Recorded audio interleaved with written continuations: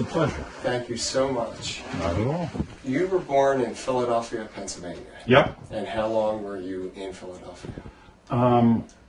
A matter of months. Oh, Yeah, so my family moved up to Queens. they did? Yeah. Okay. And how long did you stay in Queens? We were in Queens till I was in my fourth year. I was 4 years old and something. Okay. And then the family moved to Westchester County. They did, New York. Yeah. And then when did you pick up the guitar? I started playing guitar when I was 13. Okay. I actually had wanted to play it before, but my brother played it, and I didn't want to compete with him. And I played flute, so I could read music, and I got the measles. And so I borrowed one of my brother's guitars and one of his books and lay on my back and learned to play. With a Mel Bay book? Yeah, absolutely. Mel Bay's book one. Yeah, that's how I started. Did you come from a musical background? No. No. Well, there's all kinds of caveats there. I didn't learn until my father was dying that my family, his family, were all performers of some kind, including musicians and things. But he didn't like them, and so he never told me about it. And when we were little, my mom used to sing and play piano to my brother and I, but it stopped abruptly. And years later, I learned it stopped because she was completely tone deaf. And what was your father's profession? He was a psychiatrist. Oh, so he had a stigma against musicians, would you say? Yeah, I think he did. And how did he receive it when you picked up the guitar? Well, you know, when we were just in high school playing with musical instruments, that was okay. That's culture. That's all right. I think he probably was concerned that when I left school and just started playing music. But when I started getting good gigs, then he was fine with it. Yeah. Now, you took formal instruction, correct? You lessons? No, I took guitar lessons from two people, from Reverend Gary Davis, and I was already, I'd already played quite a bit then. And then a little later on, I took guitar lessons, just about 3 or 4, from High White, who used to be Benny Goodman's guitar player at one point. Swing Yeah. jazz guitar. Yeah. Okay. With Reverend Gary Davis, Yeah. what would he teach you? What could you learn from him? His tunes. Okay. Yeah. Okay. And I guess he was self-taught as well.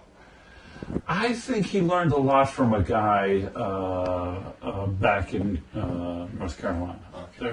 There is a guy, the name escapes me at the moment, but there is someone who was supposed to have been a really great guitar player that he hung out with when he was in his musically formative years. Can you demonstrate a little bit of what you learned from Reverend? Sure.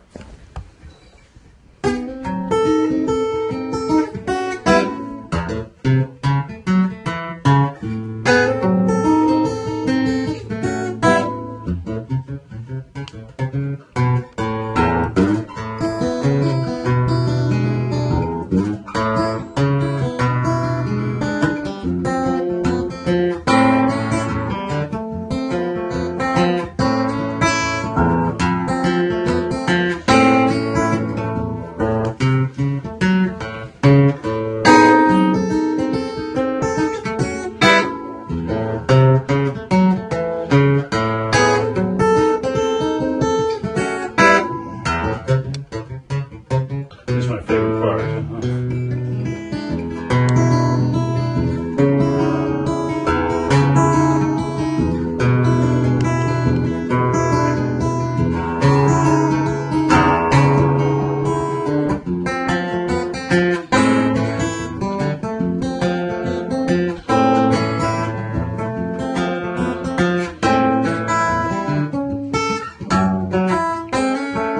It goes on and on. Maple Leaf, right? Yeah, that was the Reverend's version of Maple Leaf. I worked out a different version later. Okay. Yeah. And he would meticulously sit with you and Yes. just show you Yes, note yes. for note. But that's actually a fairly simple one. The more interesting things that he did were where he moved the bass and treble. You know, he'd do something like.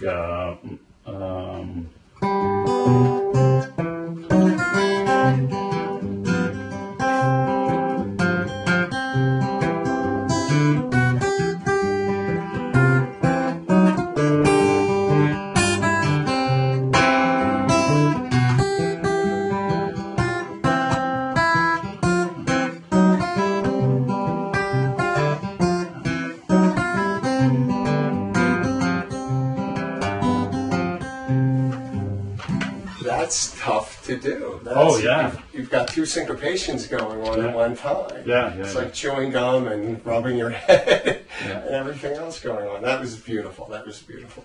And yours finger picking just with your fingers and your nails. Yeah, sometimes I use picks. You do? Yeah, the Reverend used to use just a thumb pick on one finger. Oh, he did? Yeah, Okay. and when I started working with him, I thought, oh, well, I can use two fingers. But that doesn't get it like, you don't get the rolls that way. Mm-hmm. You know, the syncopations and the rolls, the timing on them come out much easier with just two fingers. So he was a big influence on you. Oh, huge, yeah. Yeah, one of your main influences at that point. And what age were you at that point? Oh, I guess I was maybe 18 or 19. 18 or 19. Now, were you recording, doing sideman work at that point as well? Tiny bit. I really started doing more of that when I was 20, 21 than I started doing a little more. Okay. I think the question I should ask is, who haven't you worked with? I look at your bio, and it's astounding. Everybody from Phoebe Snow to Bob Dylan to the Eagles to Leon Redbone, Peter, Paul, Mary. I didn't work. Well, Peter Yarrow. Peter Yarrow. Yeah, I did. Ringo Starr. Yeah. George. Two Fill with me in, Ringo. please. Fill me in. What was your first job as a sideman? On record or live? Either. Well, live, I played with just anybody who'd let me play with them down in the village, but that included some very fine musicians. Richie Havens was one of them, Paul Siebel, Emmylou Harris, and recording. My first recording was with a guy from the village named Tony McKay, and I was on one of his records. I don't have a copy of it anymore. I remember that was my first. Okay. And as you said prior to the interview, many of the recordings you were on, you were not given credit for, correct? Right. I think my name might be on Tony's because that was kind of a folky thing, and the folk records they would give you credit. The rock and roll records that I was on, they didn't credit you, and I was on a whole bunch of stuff. Link Ray and Wilbert Harrison, Freddie Scott, who was a sweetheart.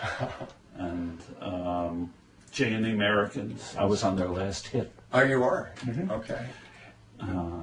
And a bunch of those non-groups from Mercury, like the Archies and Steam, and the Mercury had all these things. They'd get session musicians, and they put out singles. And if it got a hit, then somebody would put together a band to follow it. Right. Yeah, I remember Mysterioso doing 96 Tears. I think that was one of those. Question Mark and the Mysterians. Yes, that was it. Yeah. I remember passing them. Another one of the very first sessions I did was on Cameo Parkway.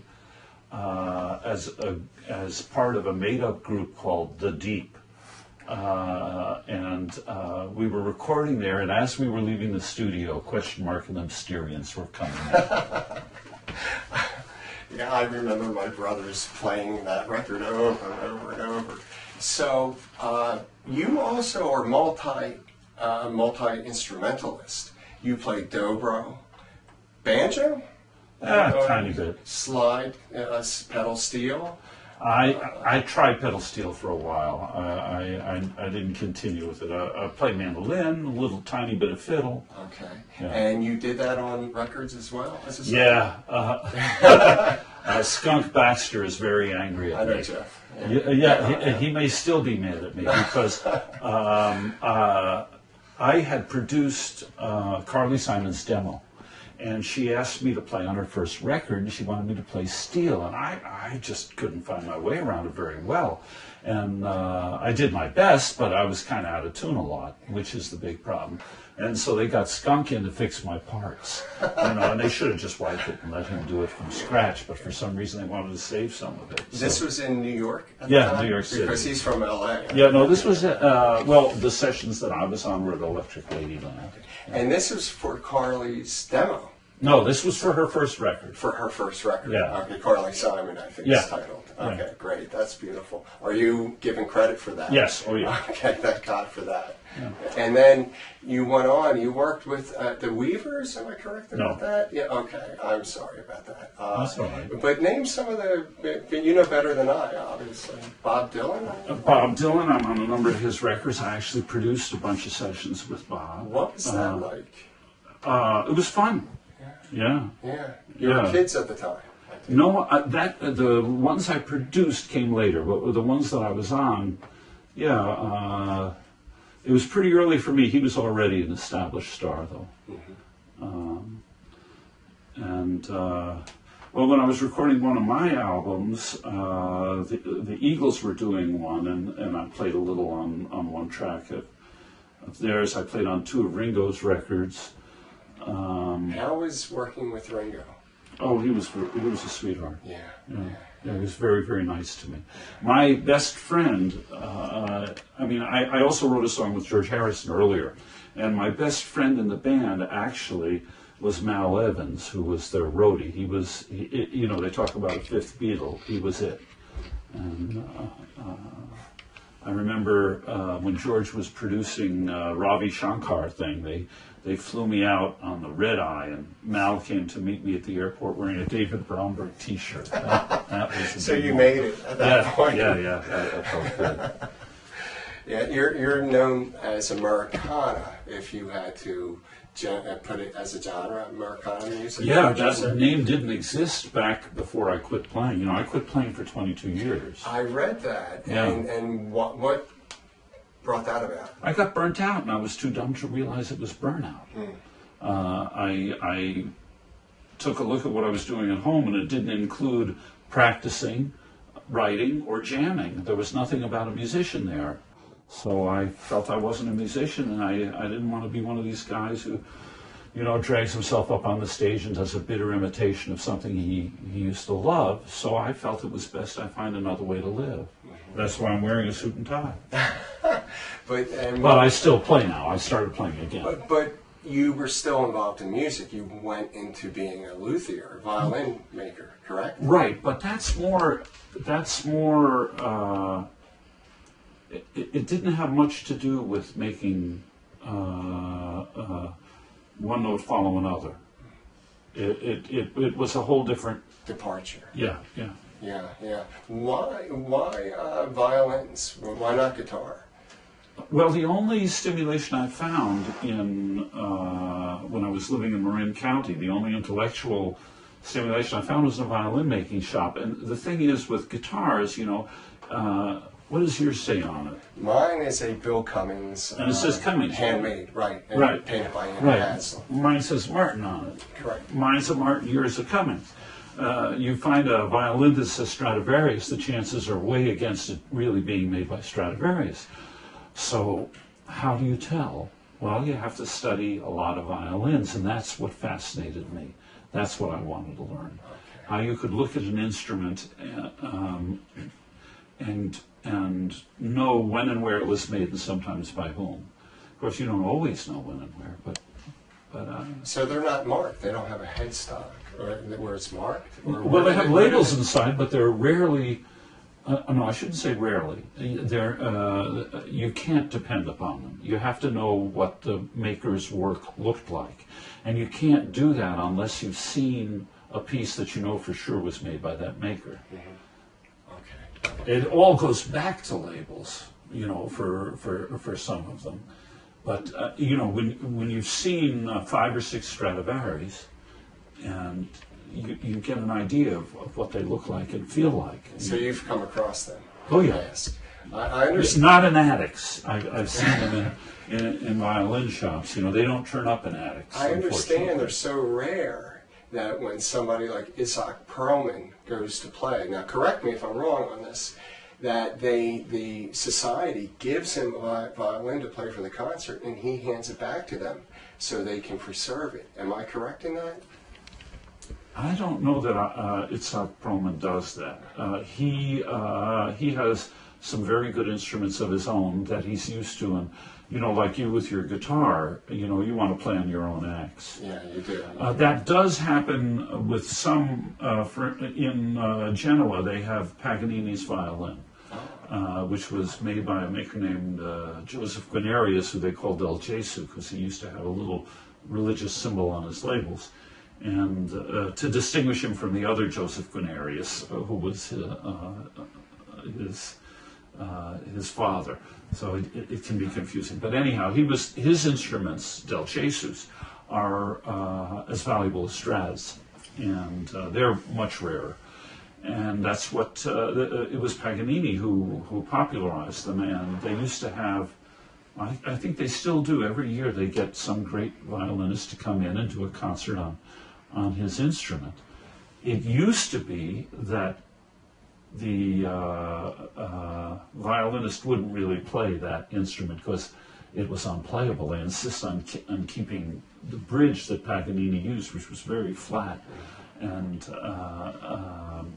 you know, that was great for Paganini, but it didn't work for anybody else. Yeah. So well, his caprices were written so technically advanced because I understand he was such a technical monster, so to speak, and he would do that to challenge people to play his pieces, his caprices. Perhaps. I mean, he was also a guitar player, you know. I did not know that. He gave up violin for about 5 years. His mistress didn't like violin, and she liked guitar. Always the girl, right? Yeah. And there's a story about him and was it Franz Liszt or Chopin, and a third maybe Berlioz. Three of these great virtuosi who all played a little bit of guitar, going out and busking on the street. And we're very proud of the compliments they got for their guitar playing. Now, on the street. You moved to Chicago to learn to Yeah. play or to fix violins. Now, were you playing the violin? I played a little country fiddle. I still do. Okay. I play it badly. Okay. Is there a difference between fiddle, the word fiddle, and violin that it connotates? That? Well, Itzhak Perlman calls his instrument his fiddle, and Vassar Clements used to call his violin. So, So there you go. yeah. No, it's the difference is maybe minimum of $10,000, I guess. Fiddlers don't buy the expensive things. Right. There's more difference. Violinists want something that can be heard over a 40-piece orchestra. And the first things that get lost are the lower overtones. So they want something that'll cut through. Fiddlers like a warm, mellow sound. If they want to be loud, they'll use a mic. Okay. So. Let's get back to a little playing. Can you just pick something and play a little bit? Would you mind? I don't mind. Your call.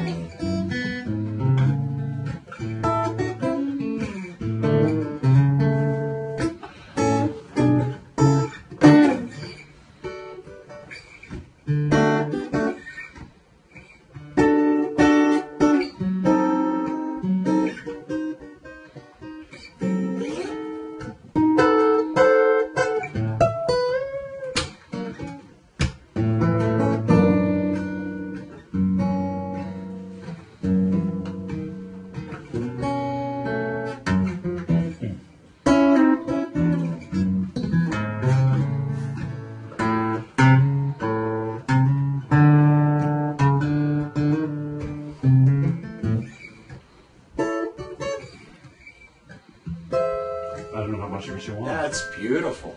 You have such a great natural feel for the instrument. Well, that's Ray Charles' piano playing. Oh, it is? Yeah. From listening to Ray? Yeah, yeah. Okay. Did you ever play with Ray? Never met him. I would have loved to. Oh, that would have been great, yeah. I'm sure he's heard of you as well. I doubt it. Oh, I don't know. I really doubt it. But he was sensational. And, you know, I have to say that some of that is probably influenced by the Reverend, who always was trying to sound like a piano also. Right. You know, Maple Leaf Ray.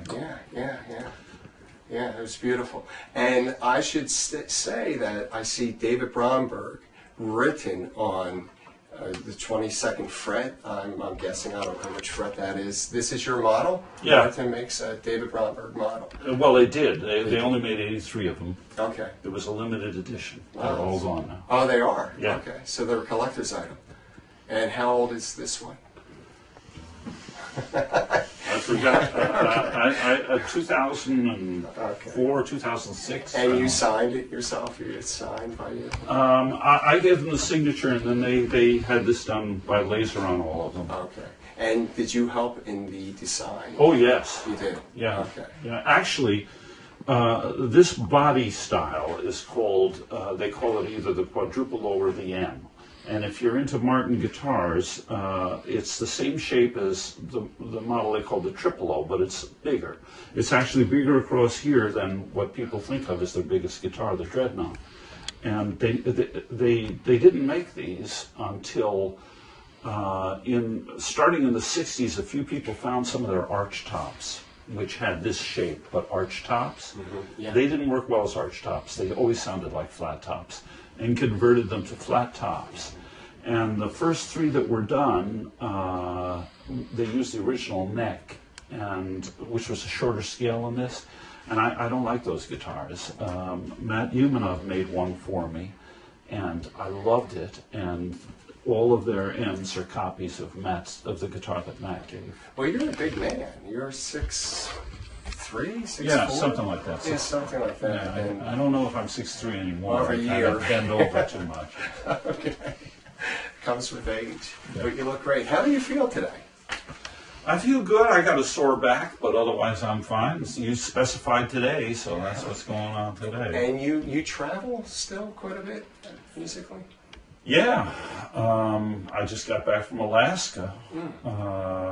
In the past few years, I've been to Hawaii and Australia and Japan and Italy, and I'm headed to Germany and England soon. Oh my gosh. And I cover the States. You know, the Alaska thing was quite quite an adventure. How are you received in Europe?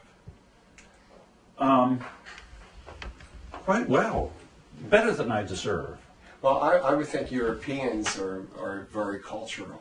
So they love music and great musicians as yourself. Well, humans respond to music. They do, yeah. As well as animals. Yeah, yeah, that's true. Yeah. And you play with your wife, Nancy, as well. On occasion, she's reluctant to do much playing anymore. She has a vocal trio called Honey Child. That's really fantastic, but she doesn't want to record. She doesn't want a manager. She doesn't want to, just occasional gigs, and they're spectacular. They are. Yeah. Okay. Was there something called the Angel Band? Yes. Yeah. Okay. This is two of the singers from the Angel Band, and a third singer that they found since they broke up the Angel Band. But they only work with one guitar as the only accompaniment that they use. Yeah. Okay. So let's travel back a bit. Mm-hmm. So you were working with Link Wray and other musicians as a sideman. And then what broke for you that you became David Bromberg? What was the breaking point where people knew you as a solo artist? Oh, how did I come to be a solo artist? I used to sit around my apartment and play guitar with a brilliant guitar player named Steve Berg. And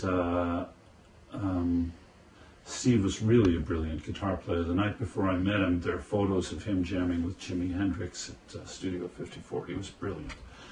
and we had lots of fun playing together, and occasionally I'd sing something. And he said that if I would perform, he would be my bass player. And that made a huge impression on me because the bass player doesn't get the glory. And he was a brilliant guitar player.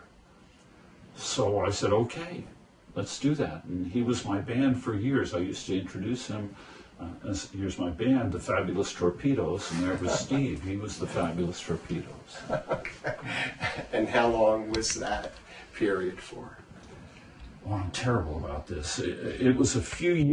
We gradually expanded. Andy Statman was the first musician that we captured, and he played mandolin and saxophone. And then we got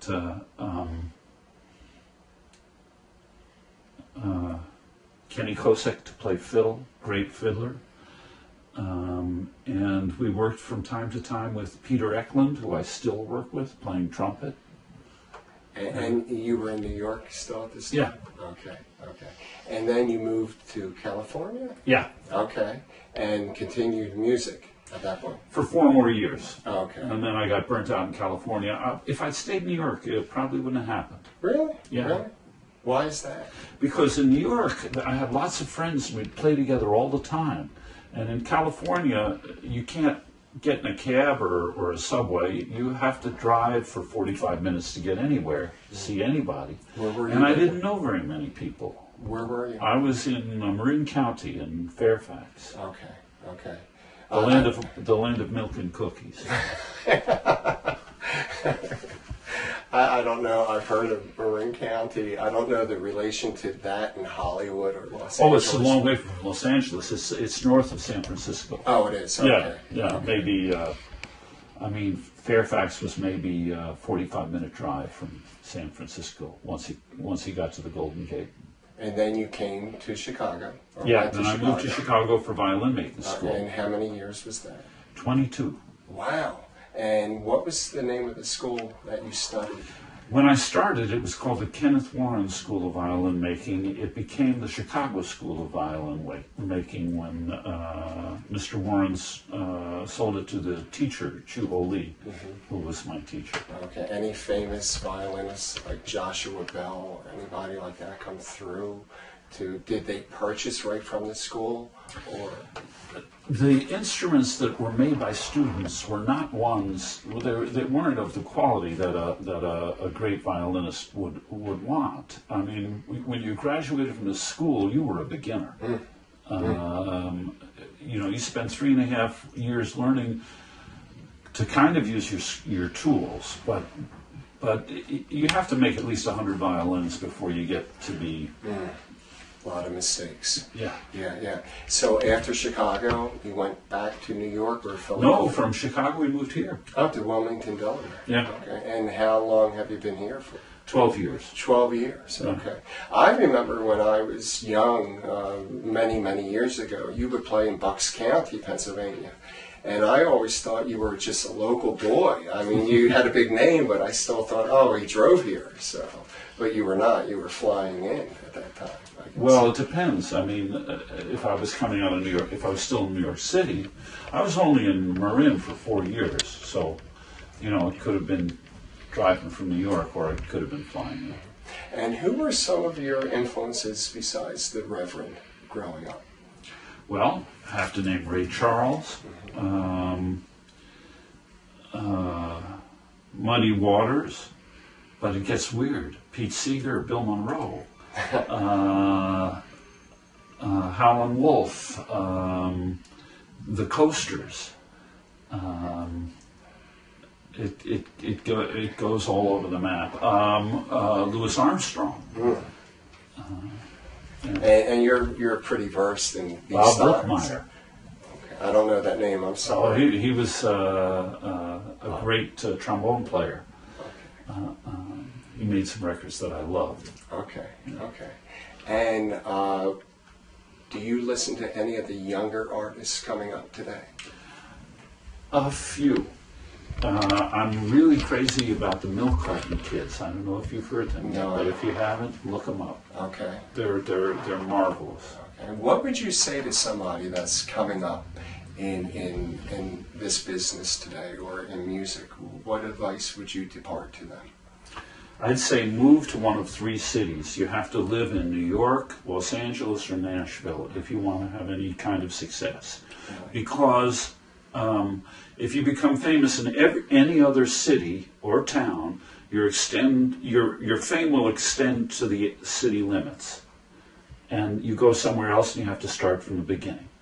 So, on the other hand, New York, LA, and Nashville are the centers of nationwide press and TV and radio. So if you gain a bit of recognition in one of those cities, you'll be known somewhat nationwide. Mm-hmm, mm-hmm. Have you been to Nashville many times? Yeah. I would say you recorded in Nashville quite a bit as well. As a sideman. As a sideman. Yeah. Okay. Where do you record today? Well, the last record I did was produced by Larry Campbell, and we did it in Levon's barn. Levon and Helm. Levon and Helm's barn. Woodstock, New York. Yeah, yeah. I used to play Levon's Midnight Rambles. I used to run into the band everywhere. I mean, it was odd. I never ran into anybody the way I did the band. I mean, we'd run into each other at gigs, sure, that goes, and hotels, sure, and airports, yeah, truck stops. We just run into each other in odd places. I think the way that I got on the first Ringo record that I played on was that Rick Danko was asked to play fiddle. And he was as chicken as I was, so he asked me to come along and play with him. So. Another Rick is Rick Derringer you played with as well? Yeah, on that Rock and Roll Hoochie Coo record. Yeah, that's a major hit. I mean, that's still on the radio today. Well, I didn't play on that track. I played on a track called Cheap Tequila, and I can't remember what the other tracks were. Well, more than one, but I didn't play on that tune, Rock and Roll. Now, do you feel blues and roots music is a very important style to learn, to get in your soul, to be a good player? I don't think I am one to make rules. Mm-hmm. I think what you love is what you should play to be a good player. Okay. And, there's some beautiful music that doesn't have anything to do with blues and roots. It's what I like best. For me, I like any music that I can feel is soulful. And when I say soulful, it doesn't mean necessarily that it has to be R&B or blues or any of that. I think the Bacanhas Brasileiros is tremendously soulful. It's a piece written by Villalobos for 8 cellos. Mm. It's like taking a bath in warm chocolate. Mm. It's beautiful. If I can feel something out of it, then I like it. And there's a documentary on you, correct? Mm-hmm. And can you give me the name of that? Unsung Treasure. That's beautiful. You seem like such a humble soul, and it's I didn't name it. Oh, okay. Well, I can tell the way you spoke that is you were reluctant almost to say that. It came from something that Sam Bush said, very sweet of him. In the course of the movie, there's an interview with him, and he says that. Yeah, I would have to agree. Would you play something else for us? What should I play? You name it. Well, when I'm by myself, mm-hmm. then I'm more likely to do the finger-picking things. Okay. When I'm playing with other people, then I'm more likely to grab a straight pick and play single lines. Yeah. But...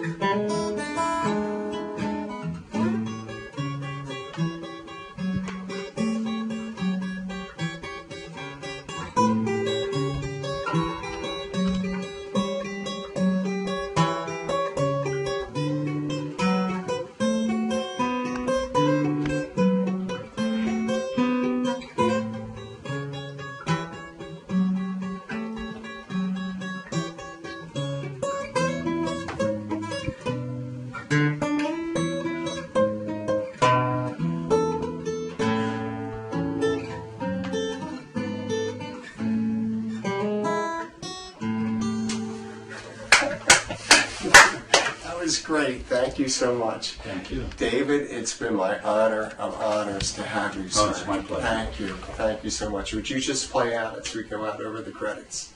Okay.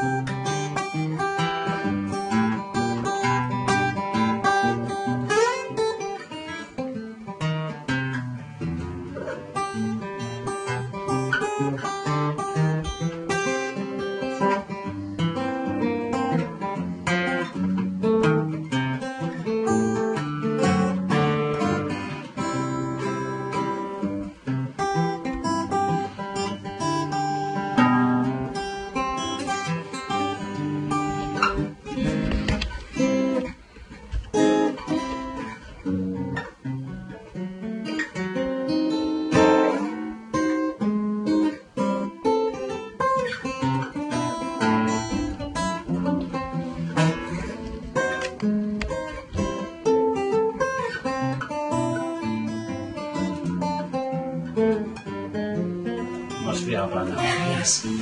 That was beautiful. Thank you so much. Awesome. Awesome. Thank you again.